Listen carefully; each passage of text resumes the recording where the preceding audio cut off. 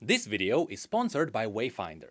In the world of live service multiplayer RPGs, the devs have a few options on how they want to approach their world. Some go for massive MMO-like projects, while others go for smaller round-based games. But right in between those two, there is a middle ground. Games with some open-world exploration, but also instance-based dungeons. This RPG genre, often called MMO Light, always showed a lot of promise. With games such as Warframe or even Destiny, and yes, even Genshin, showcasing its true potential. It is a genre enjoyed by a massive amount of players. But on the other side of the spectrum, there are also those who showed us how easy it is to slip into a darker place. Oh boy, do we remember those. I'm just happy to say, Wayfinder doesn't seem to be anywhere near that. So while this video is indeed sponsored by Wayfinder, don't worry, there are no boundaries and I can say absolutely whatever I want. So let's talk about both the good side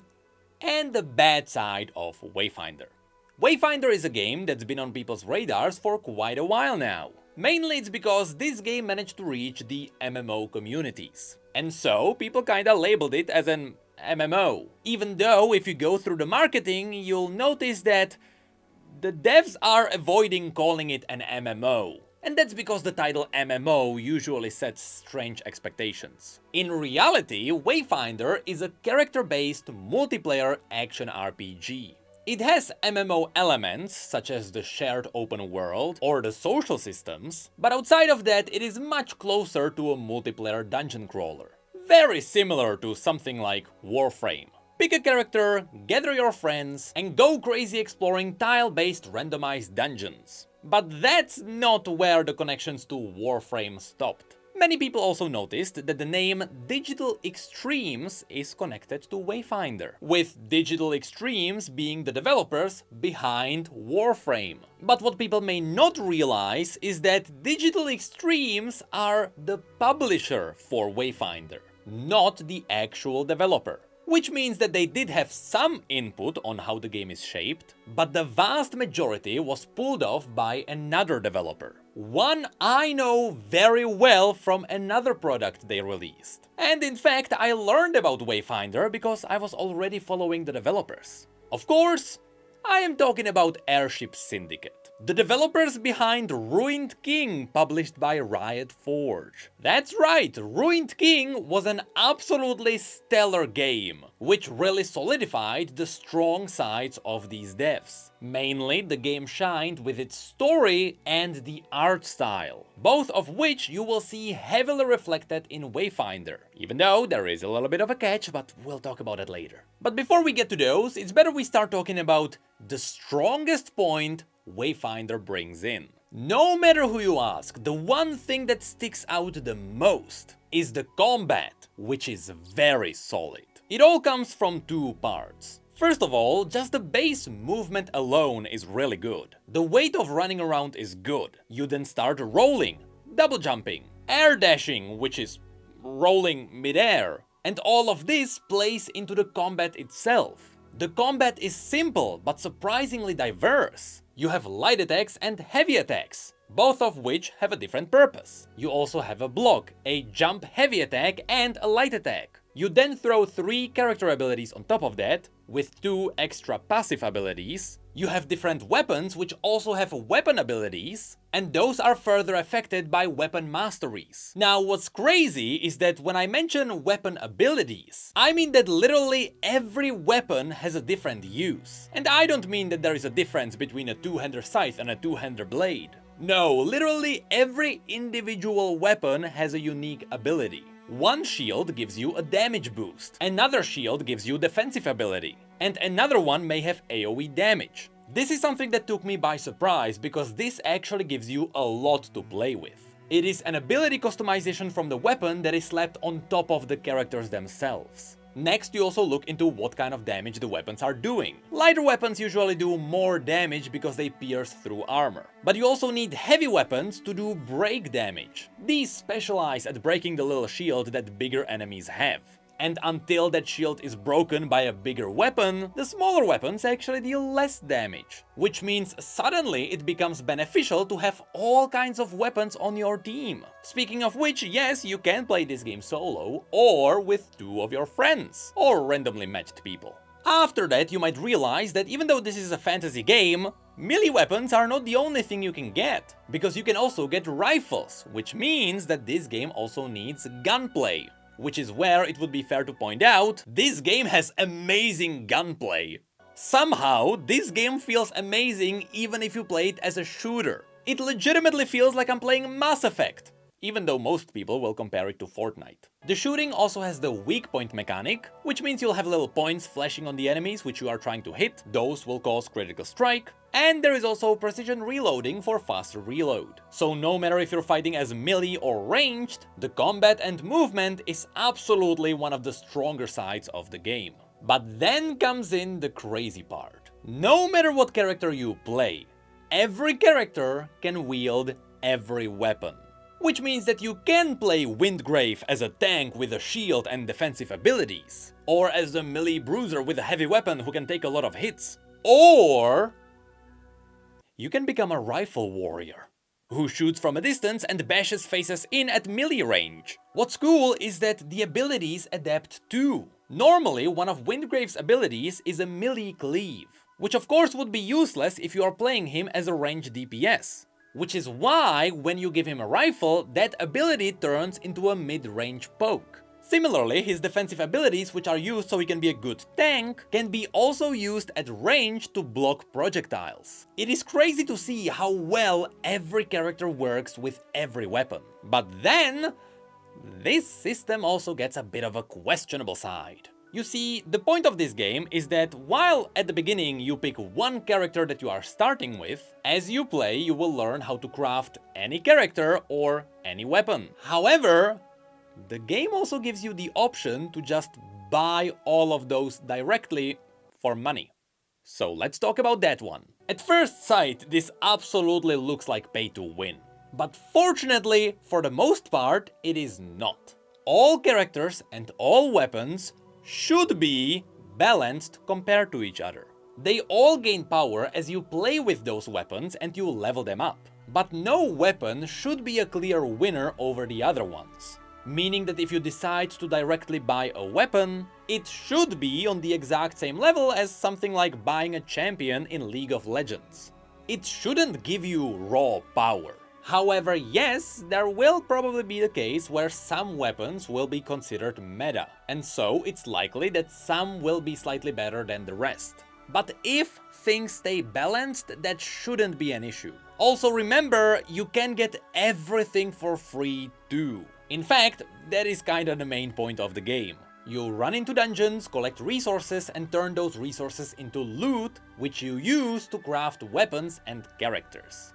This is the core gameplay, which is a bit scary because it makes me wonder, how will this affect the grind in the late game if you decide to just buy all the weapons and the characters?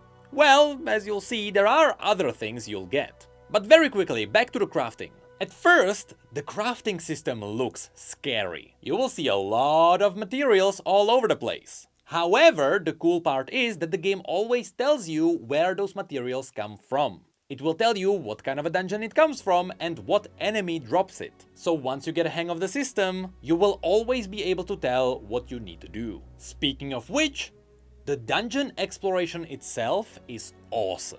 The dungeons in Wayfinder are randomly generated with some preset tiles. This alone surprisingly holds pretty strong with the replayability. But on top of that, you also have the option to alter the dungeon according to your liking by infusing it with elements. By shoving an element into the dungeon, you're gonna change what enemies will spawn, what abilities they will have, how the environment will behave, and after you learn how to shove 2 different elements into them, all of them will start combining into whole new results. So of course, sometimes some enemies will drop loot that you are looking for after you use certain element on them. And other times, some enemies spawn only if you alter the dungeons with some specific elements, which may give you the idea that it's actually pretty fun to customize dungeons. However, yes, this will spawn some environmental hazards which you're gonna hate. So we'll see how well this will go in the long term. Thankfully, right now there is a pretty good variety between all the different events that spawn, as well as all the generated styles, but sooner or later you will start learning the patterns, and at that point it might start feeling repetitive. But thankfully there is something the devs can do about it, and we'll talk about it in just a moment. Before that, we should really dive into the progression. As I mentioned, the main kind of progression is getting loot. It is anything from getting materials to craft characters and weapons, to also crafting artifacts, which are equipable trinkets with their own stats. But also you will start getting echoes, which function like gems. You can socket them both into your Wayfinder and into the weapons, and they will give you anything from just raw stats into whole new passive abilities. And of course, the kind of abilities and stats you get depends on what kind of enemies you're killing. For example, Shrikes, who are the bandits, usually give you critical strike, and all the wild animals may give you defensive stats. So again, it is very easy to know what you want to farm for if you are looking for a specific stat. And of course, besides just collecting these echoes and crafting equipment, you also level up your Wayfinders and your weapons. So in a way, this is the kind of progression you would find in something like Genshin of all places. Except there are no gacha mechanics here. Also, this system is way deeper with all the echoes you can put into anything. But yes, you get a character you like and you individually level them up together with their abilities. Lastly, there is one more kind of progression system. The Battle Pass. Yes, this game does have a Battle Pass, however, they are doing it in an interesting way. It's the tower system with the keys which you get for just playing the game. There are two cool things to mention here. First of all, we were told that these Battle Passes never expire. Which means that once you buy the tower progression, you will keep progressing it until you just finish it. Also, the progression is not linear. You do progress vertically throughout the tower for the rewards higher up, but it also branches out horizontally, meaning that if there is a reward you especially like, you can just take the shortest path there and unlock that one first. You don't have to unlock everything else that came before it. It is honestly a really tiny detail, but it makes the classic Battle Pass progression a little bit more interesting. Speaking of which, yes, Wayfinder is free to play. You can buy the game bundles, which will give you early access, and you also get some in-game bonuses, but once it goes fully live, it will be free. So I'm totally fine with the Battle Pass being there. Now, next thing I really want to bring up are the visuals. This goes back to the fact that this game was made by Airship Syndicate. Their work on Ruined King was incredible, and the models in Wayfinder show that too. At this point, they have a very unique stylized art, and you'll see this absolutely everywhere, especially all around you. Even though this is early access, they do have a fairly diverse environment from the very beginning. And overall, the zones can look stunning. But from all of it, I love Skylight the most. Skylight is the main city, which may look like a classic fantasy city at first, with taverns and trophies decorating the entire place. But then, as you start running around, you'll get underneath it. And you'll start seeing all the magical steampunky parts below. And that's when the diversity in the environment really starts shining through. There will be many times you will get surprised by the environment alone. And this also translates into the fact that there is a decently good variety of enemies. From bandits, to spiders, to wild animals, to worms, to goblins, to constructs. And then quite a few snowy creatures with abilities I really don't want to spoil.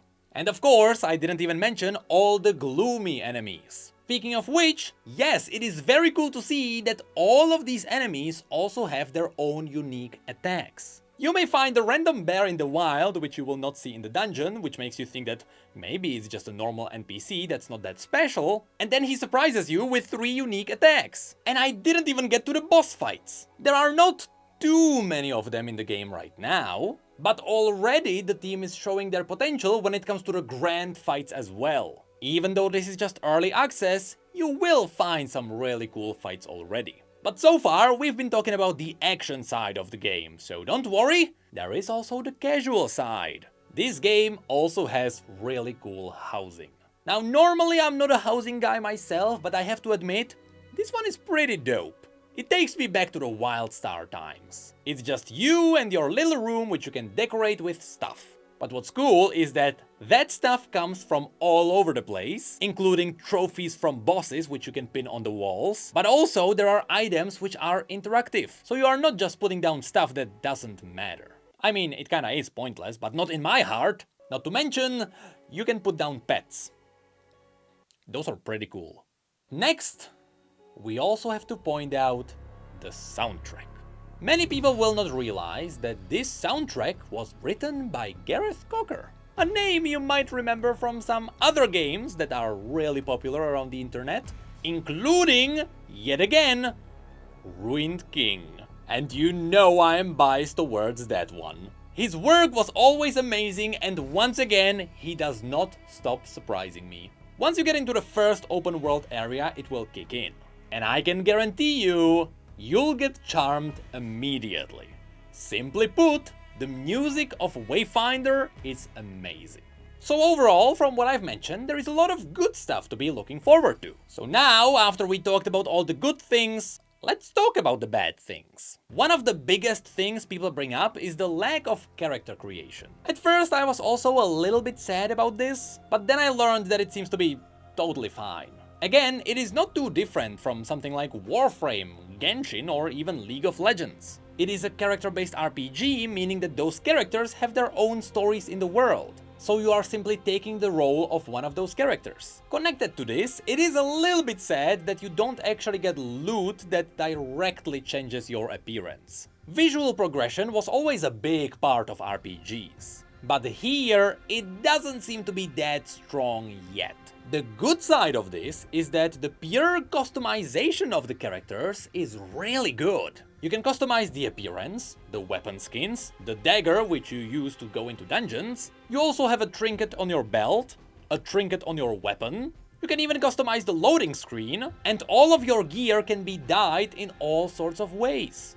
This is honestly pretty good. But here's the issue. Many people have pointed out that this game needs more cosmetics. We are still in the early access, so there is not much. But I would love it if there was a good balance of premium cosmetics, which you purchase because, again, it is a free-to-play game, and cosmetics which you can earn by just killing bosses and finding them in the world. Since you can combine the pieces from different sets, blending all kinds of sources to make your perfect appearance would be amazing. With that said, I don't know how frequently they can add in new cosmetics, because remember, all the cosmetics are tied to specific characters. Kinda like adding a skin to characters in League of Legends. It's not like the skin can be applied to all the characters at the same time. So honestly, we'll just have to wait and see what's gonna happen here. Next up from the bad things, we can point out the AI.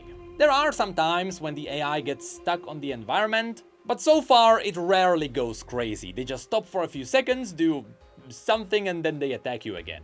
Also, there are some people who are experiencing FPS issues. I kinda wanna say it's normal these days. But yes, obviously we are in early access, so there will be hitches every now and then. And yes, I have experienced many of them too. So I can confirm the game does hitch every now and then. But in my case, it could be because I'm also running a lot of recording software in the background. But still, just be aware of that, but it's something that should be fixed over time. Next, yeah, we should also mention the limits of the progression system. I really enjoy collecting all the echoes and leveling up my characters using the materials. But as I mentioned, you can craft or buy all the characters and all the weapons. And so far, it feels really easy to just spend $10 and get the weapon you want. At least it's way easier than to farm. So I wonder how fun running dungeons will be after you get the things that you want. That's something the late game will reveal. However, we should mention that no game needs to have infinite grind. It is nice to grind for the things you want and then just stop and wait for new content to drop. In today's day and age, it would be even appreciated. But then, perhaps the biggest iffy thing that's noticeable at first sight is the dialogue. Especially at the beginning, the NPCs like to talk a lot. And you'll also hear the word gloom a lot. which is a shame because the dialogue isn't really needed. The story is actually very good. The world setting is also very good. The lore itself is very good. But gosh darn it, would it be nice if the players could just experience it. And worst case scenario, you can always just look up a video online explaining the lore. And then there is the final bad thing, the server issues. When the early access launched, things didn't go too well. To simply put it, the servers were on fire. Apparently, to quote the devs, they had more people logging in every minute than they had players every day throughout the beta. They really underestimated how many people would like to play this game. With that said, we should also mention that since the early access launched, the servers are totally fine now. There are little to no queues and nearly none of the disconnects. So in the end, despite the big hiccups, it is great to see the team pull it through. Despite these issues, there is one big thing that still seems to be the big light at the end of the tunnel. You might have noticed that this game is very modular. It seems like it should be quote-unquote easy for the devs to expand the game. They can put in new Wayfinders to give the players new unique abilities to play with. They can put in new weapons with new abilities to expand the already existing Wayfinders. The same thing can be done with new echoes. They can also put in new dungeon tiles, new dungeon themes, new events, new enemies, new open world regions. It seems like this game in its current state is an amazing framework, and it seems that the devs are realizing it too. So now it's just gonna be about, can they expand it fast enough? Can they keep the players hooked in?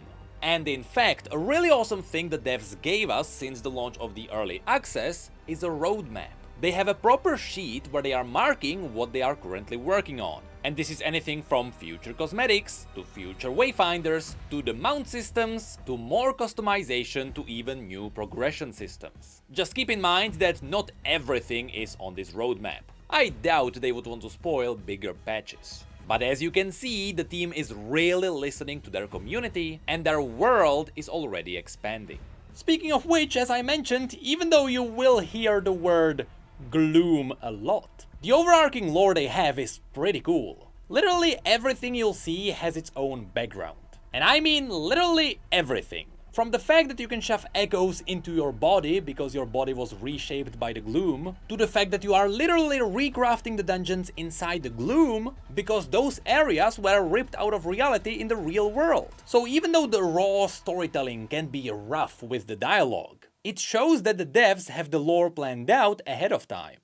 So, at the end, after going through all of this, you'll see that throughout all the good things and the bad things, there are a lot of people who hold a lot of confidence in the devs. And that's because in the past, they did give us some really good products. And already they proved to be good people. Some people noticed that the pricing in the shop seemed to be predatory. You had to buy currency that never matched any of the cosmetics, and so you always had to buy more. So the devs looked at the pricing and said, yes, that's predatory. So they lowered the price and they refunded people back the currency. And this is the kind of steps you wanna see from the devs. It seems like they are dedicated to just making a good game.